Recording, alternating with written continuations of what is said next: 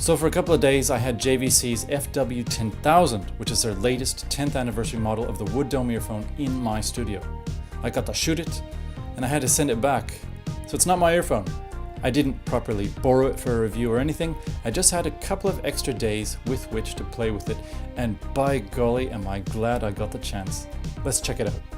Before earphones really blew up, I publicly flirted with a number of then obscure Japanese earphones.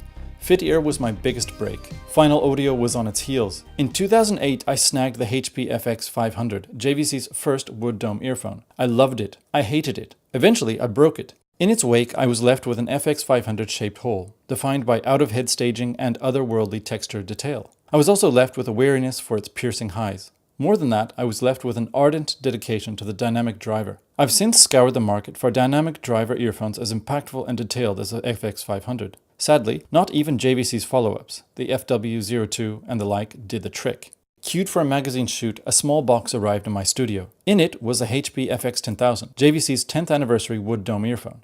I polished it, I shot it. I packed it back up and called the courier. With no indication from my publisher that I had to immediately return it, I knifed the box, froze the courier, and embarked on one of the most obscene short-term audio adventures of my life. I love the HP-FW10000, and here is why. Around its middle, the FW10000 wears lacquered, stained wood. That wood sits in stainless steel caps at its butt, fulcrum, and sound tube.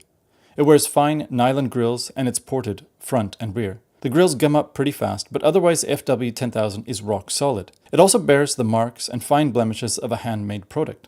Inside, the wood dome hangs in a titanium cage and is pinioned on carbon ligaments. Behind the driver is a good helping of thick damping material and the right amount of air. These earphones are heavy, solid, and precious.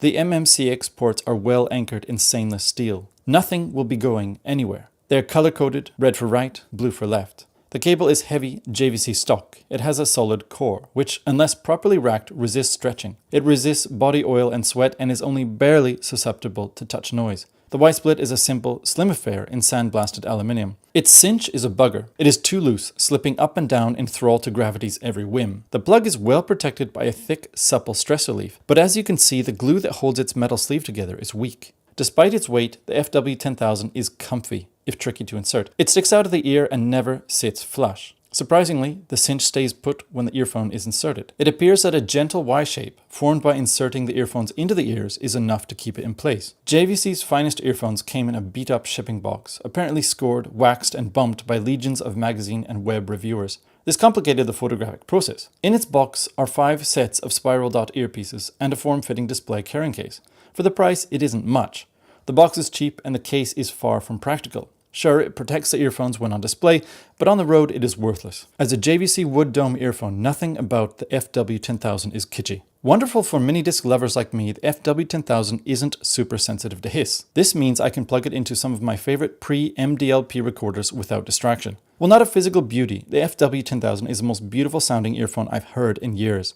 Its mid-range stereoscape is wide, detailed, and thanks to good space on the Z-axis and a small lift on the Y, involving. It's not got the immediate feel you get from a Grado. It's got the sort of in-the-music feel you get from sitting in the sweet spot of a nice 2.1 channel audio system. Low frequency sound pressure is strong in the mid to upper lows and just south of neutral at the ear in the sub-region. Main stage's intro seconds flutter only barely, but after that a firm, resolved, textured, and stereo-wide bass takes over, and that bass is superlative. Channel and band transitions from lows to high bass and then to mids are fluid after that. Whilst describing early impressions at Discord, I was asked if I didn't find FW10000 bright. No, I don't. Part of that is that I love bright sounding headphones and earphones. The other part is that the FW10000's brightness is only edge sharp. It is sibilant free and bright through the upper mids, but neutral if not diffuse beyond that. In short, it is unique among JVC's wood dome earphones in that it keeps peaky highs from poking through your eyeballs. Its control of reverb is perfect. Attack speed is good and decaying edges never splash or hang. Despite this, vocals are anatomically correct, wet and perfectly positioned. Chimes and bells echo sweetly, never holding on too long, never chopping off too quick. The FW10000's brightest band is just beyond the typical female vocalist range. Soundstage is both deep and wide and puts you in the music. At times, percussion can get hot, but it isn't buttressed by the ridiculous amounts of high-end pressure endemic to many JVC wood dome earphones. Treble heads will love it, but may want more bite. Neutral heads may initially think the FW10000 bright, but given time I think they'll find it glorious. What will ultimately win them out is a mid-range so spacious and rich that it pulls all attention into itself. As long as you don't need gobs of bass or heaps of pressure way up top, the FW10000 has loads to offer. It is bright where needed and heavy where it should be. The mids are textured, lush and spacious. There is nothing scratchy, aggressive or annoying about it. Again, to JVC's wood dome range, this is new. In fact, it nails my preferences like no earphone I've heard.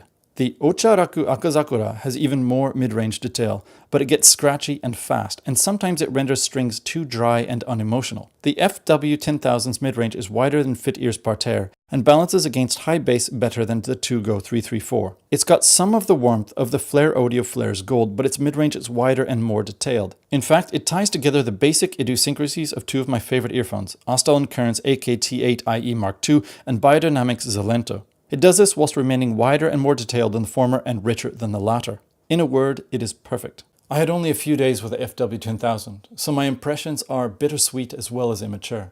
Still, I'm considering selling the farm, and that's saying a lot because I've collected earphones for 10 years, for 15 years.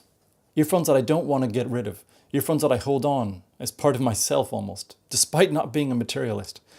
I love these earphones. I can't afford these earphones, but I must have these earphones. I'll do anything, not anything, almost anything for them. See you later.